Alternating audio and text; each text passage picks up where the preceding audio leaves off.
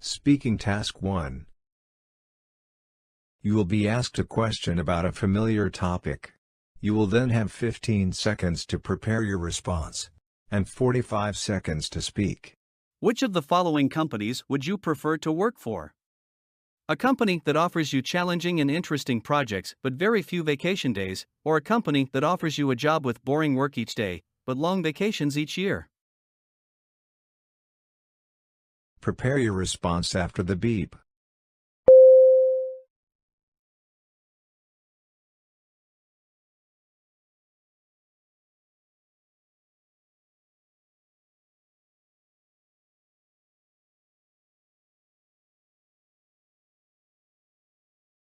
Start speaking after the beep.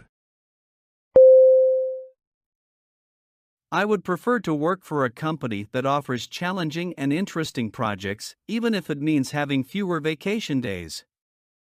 I believe that interesting work can provide a sense of satisfaction and fulfillment that makes every day feel lively and exciting. Having challenges to face at work helps to improve my skills and knowledge, which can contribute to my personal growth and career advancement in the long term. While vacations are nice, they are temporary.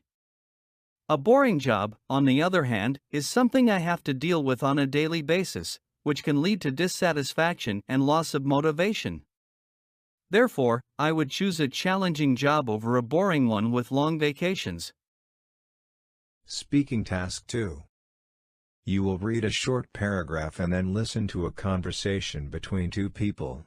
You will have 50 seconds to read the paragraph. After, you will get a question about what you read and heard. You will have 30 seconds to prepare your response and then 60 seconds to give it. You have 50 seconds to read.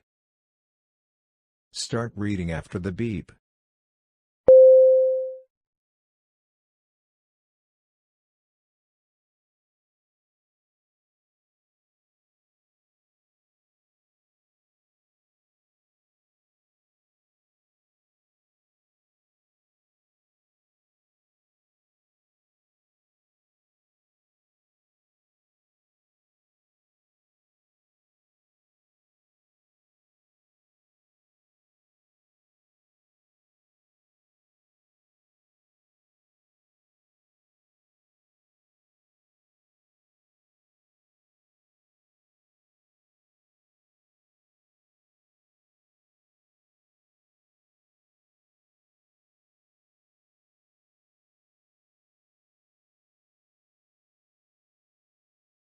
Now listen to the conversation between two people.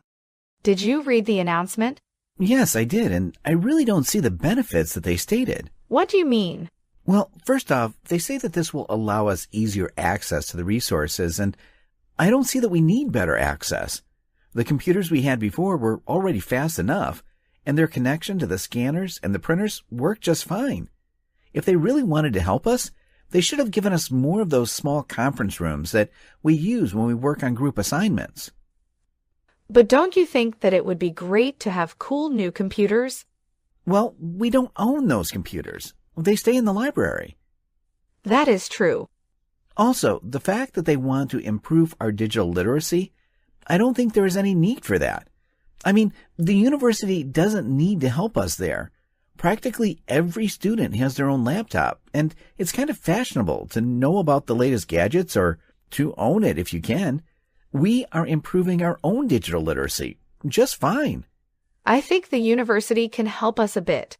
I really want to see if these new computers will be as good as they say. I guess it doesn't hurt to wait and see. What does the male student think about the new computers in the library? Prepare your response after the beep.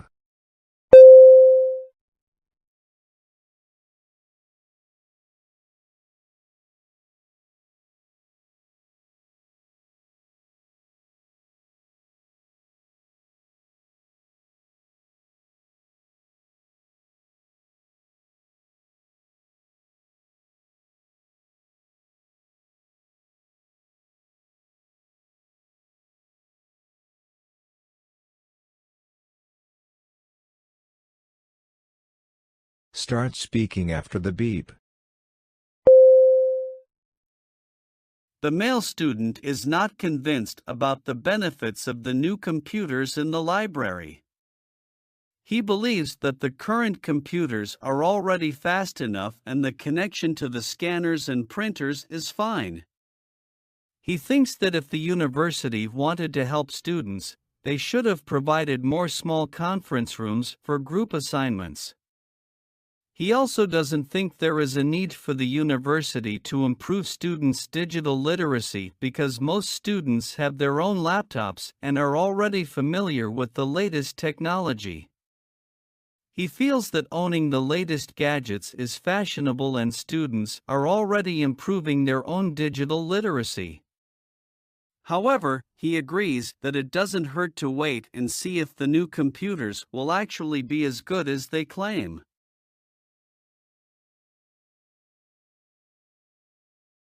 Speaking Task 3. You will read a short paragraph about an academic topic, then listen to a lecture about it. You will have 50 seconds to read the paragraph.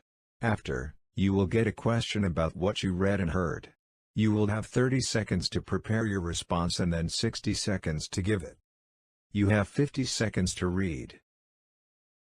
Start reading after the beep.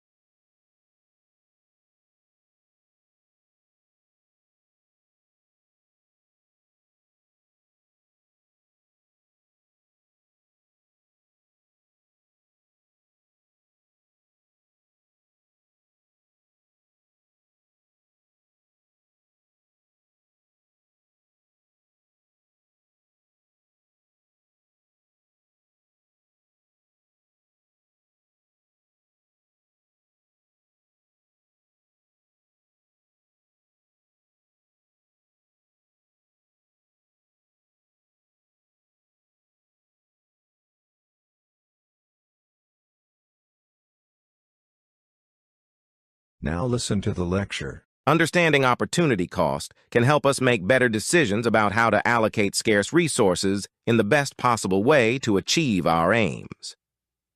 Let me give you a realistic example of how opportunity cost works in a common situation. Assume you are a student and you have $20 to spend. You can decide between buying a book or going to a concert. You choose to buy the book. In this case, the opportunity cost is the fun and enjoyment you would have derived from attending the concert.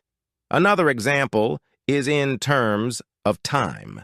Let's say you decided to spend 2 hours working out in a gym instead of studying for an upcoming exam. The opportunity cost in this scenario is getting a better grade on the exam. In both examples, a choice needs to be made in order to gain something. But remember that something else is being given up. That something else, the concert experience or the better exam grade, is the opportunity cost. Using examples given in the lecture, explain the concept of opportunity cost. Prepare your response after the beep.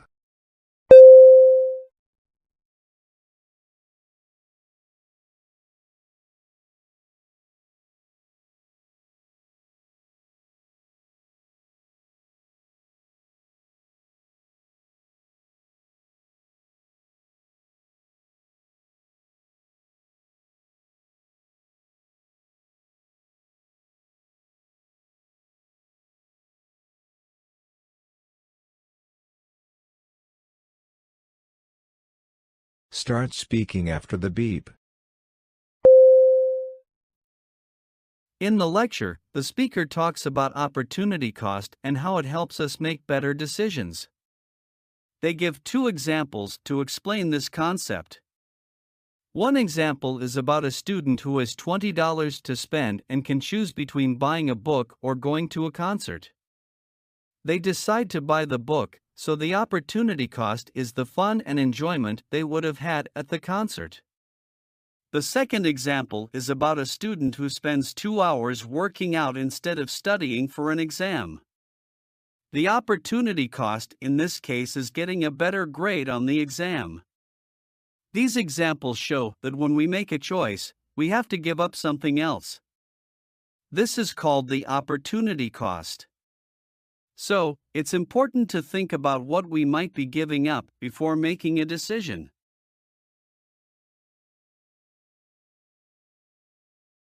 You will listen to a lecture about an academic topic. After, you will get a question about what you heard. You will have 20 seconds to prepare your response and then 60 seconds to give it. Now listen to the lecture. Marine plankton are some of the most important, some would argue even the most important, microorganisms that live in the ocean. It is not well known that the plankton have a lot of diversity. They don't just live in oceans, but they can also be found in rivers and in lakes. They can also be divided into two main groups, phytoplankton and zooplankton. Today we will be focusing on the former since they are more interesting to us. They perform functions without which life as we know it would not be the same. Phytoplankton are photosynthetic and they are responsible for the production of the majority of the oxygen in the oceans. If we could snap our fingers and remove them from the world, we would have a disastrous effect. It will do to the marine life what the asteroid did to the dinosaurs. The other important function that they perform is that they are the base of the food chain. Here, the previously mentioned zooplankton come into focus again.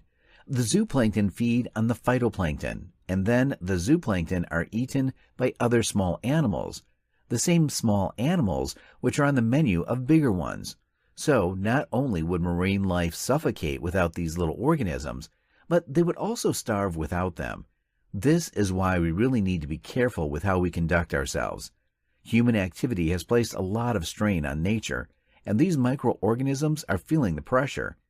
Our waste and energy consumption has contributed to the disruption of the ecosystem in which phytoplankton live, and if we are not careful, there might be some dire consequences. What are the vital roles of phytoplankton? Include points and examples from the lecture. Prepare your response after the beep.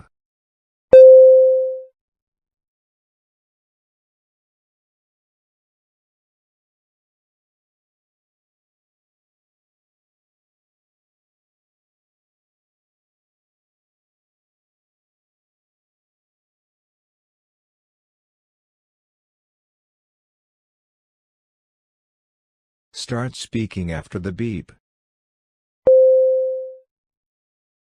The lecture discusses the important role of phytoplankton in the ocean ecosystem. Firstly, phytoplankton are photosynthetic organisms that produce the majority of oxygen in the oceans. If we were to remove them, it would have a disastrous effect, similar to what happened to the dinosaurs when an asteroid hit the Earth. Secondly, phytoplankton serve as the base of the food chain. Zooplankton feed on phytoplankton, and then other small animals feed on the zooplankton. This creates a chain reaction where bigger animals rely on the smaller ones. Without phytoplankton, marine life would suffocate and starve. Unfortunately, human activity has put pressure on these microorganisms. Our waste and energy consumption have disrupted the ecosystem in which phytoplankton live. Therefore, it is crucial for us to be mindful of our actions to prevent dire consequences.